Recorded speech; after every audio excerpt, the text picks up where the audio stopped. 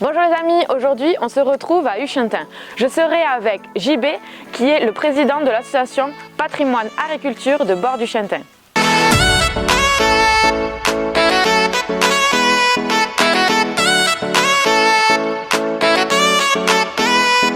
Bonjour, je suis Jean-Bertrand Forêt, tout le monde m'appelle JB, ça me va très très bien comme ça.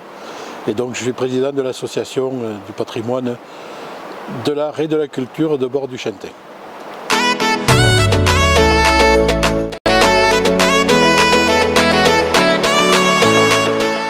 Alors le patrimoine de la commune est très important et varié, puisqu'on trouve un patrimoine religieux et architectural.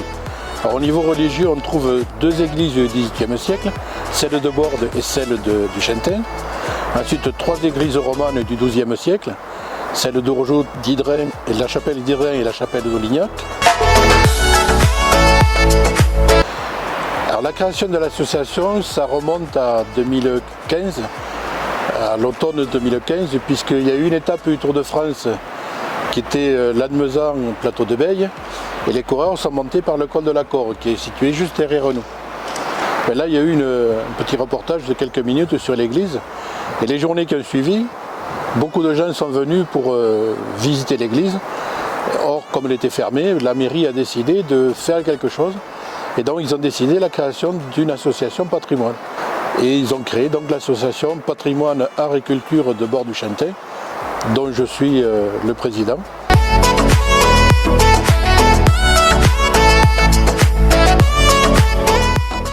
Ici on est dans la chapelle d'Hydrin, c'est une chapelle romane, donc du XIIe siècle, mais qui a été énormément remaniée au cours du temps, qui est dans un état de conservation assez intéressant, notamment le chevet à l'extérieur. Petite pause sur le film, n'oubliez pas de vous abonner à la chaîne en cliquant sur le bouton. I'm on vacation every single day cause I love my occupation. I'm on vacation. If you don't like your life, then you should go and change it.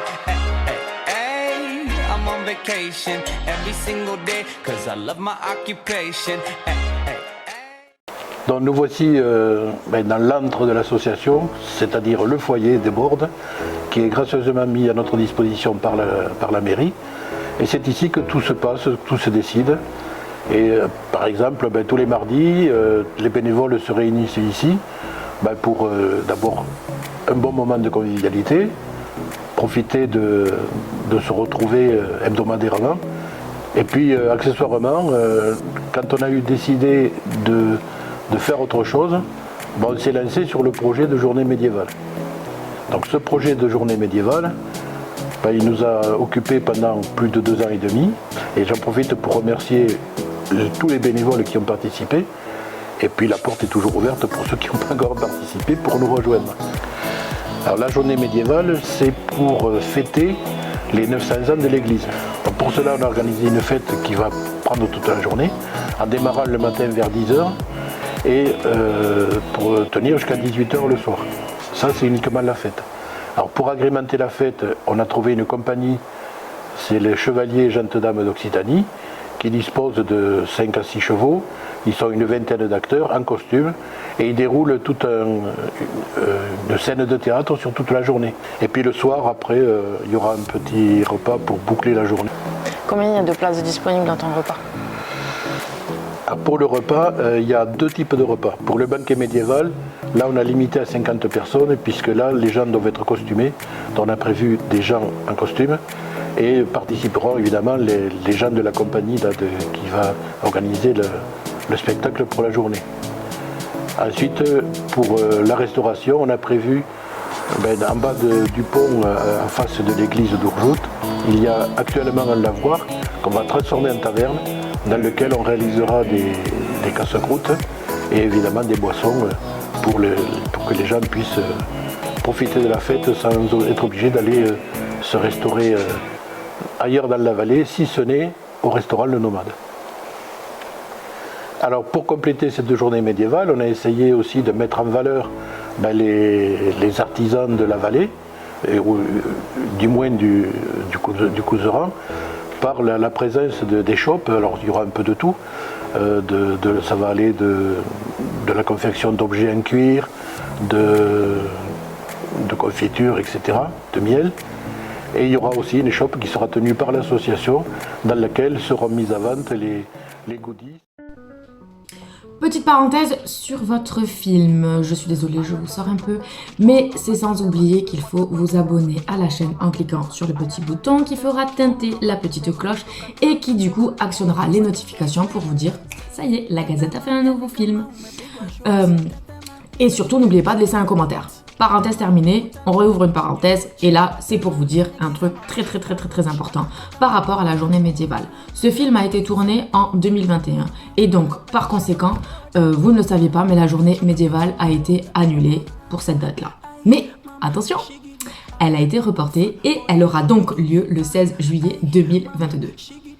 Ça vous allez me dire... c'est génial. Mais hormis que ce soit génial, c'est que toutes les activités confondues, tout ce qu'ils avaient prévu est maintenu. Il y aura une taverne pour se restaurer, une buvette et également un stand, ou plutôt un petit marché on va dire avec des échoppes, dont ce qu'il était en train de vous dire, l'échoppe avec les goodies pour l'association, pour apporter des fonds pour l'association et pour pouvoir évidemment aider à la rénovation donc, du patrimoine et surtout aussi de pouvoir organiser donc d'autres événements au sein de la commune pour encore apporter des fonds pour l'association. Enfin bon, vous avez fait le lien quoi, vous avez compris. Donc sur ça je vais vous laisser et surtout n'oubliez pas que pour la réservation du grand banquet il vous faudra appeler Jean Bertrand parce que les places sont limitées. Le costume est obligatoire, je préfère le dire.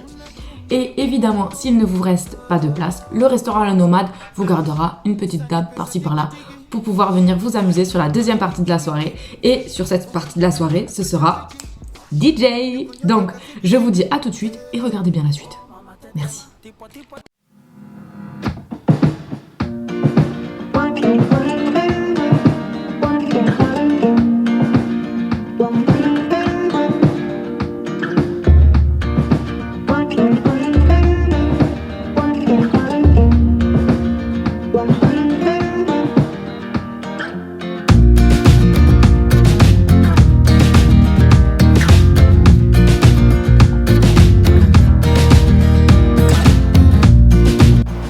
Alors nous sommes ici devant l'église Saint-Pierre d'Ourjout. Donc c'est une église du fin du XIe, début du XIIe siècle, l'église romane, et donc qui est notre joyau de la commune, dans laquelle ont été découvertes en 2012 des peintures qui ont été datées de 1120. Tu viens? On y va. Allez, c'est parti. Allez, Anne-Marie.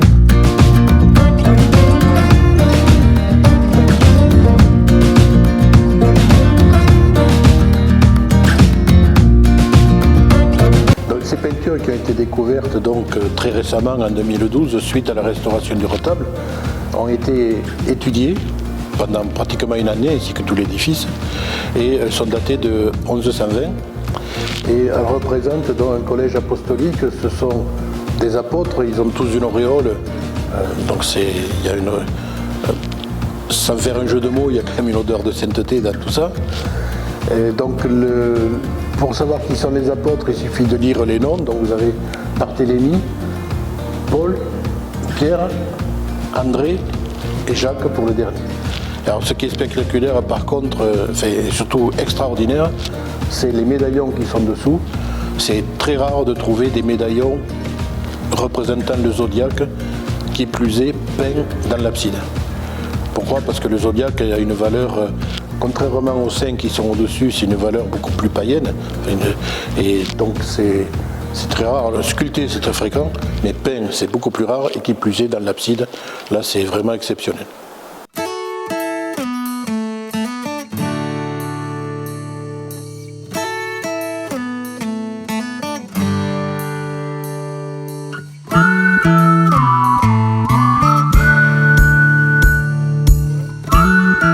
Le clocher de l'édifice, c'est un mur clocher. Il a deux ouvertures étagées et ce sont des ouvertures géminées. Tout le tour du chevet, on voit les modillons, les arcatures avec les modillons. Et il y en a un de particulier, c'est celui qui est au-dessus du chœur. Et il a deux têtes avec des chapeaux pointus. C'est rare, hein, c'est vraiment rare de trouver ça dans les églises. Alors les heures de visite, pour les heures de visite, elles sont affichées sur la porte. C'est soit sur demande hors saison, sinon pendant la saison estivale, c'est de 15h à 18h tous les mercredis, samedis et dimanches, de début juillet jusqu'aux journées du patrimoine.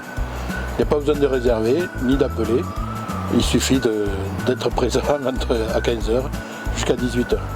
Ensuite, pour les curieux, ils peuvent aller directement sur le site internet de l'association. Donc là, c'est le mail.